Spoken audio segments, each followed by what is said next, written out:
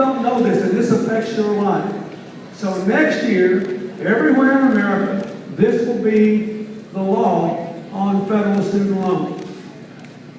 You will all be able to borrow the money directly from the government. They will set aside a loan reserve. It's not going to be like the housing collapse.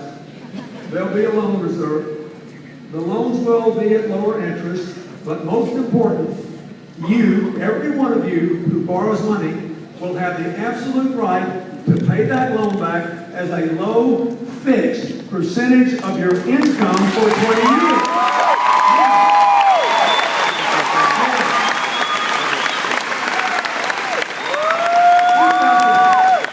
This is a huge deal. It means two things. It means, number one, nobody will ever have to drop out of college again because they're scared they can't repay their bills.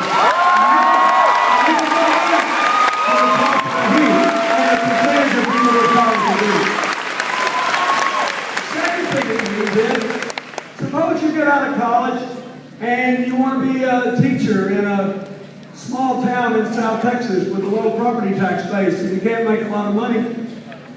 You wouldn't have been able to do it before because you couldn't make your loan payment. Now, how much you have to pay will be determined by your salary. So if you want to go teach kids in a poor town for a while, if you want to work in a public health clinic in San Antonio, if you're a doctor and you've got over $200,000 in medical bills from school, which is the average in America, and you want to go to a poor town or to a poor neighborhood in a big town in Texas and practice medicine, you can do it because your loan repayment is determined by your salary, not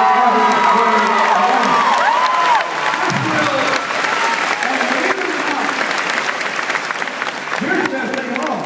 It saves $60 billion over 10 years, and the law takes that money and funds increases in Pell grants every year for a decade, and guarantees that we'll be able to keep the tax credits for middle-class families that enable them to help their kids go to school. Now, so, if they go to Congress and we keep a majority and you re-elect Barack Obama, that will be the law of the land.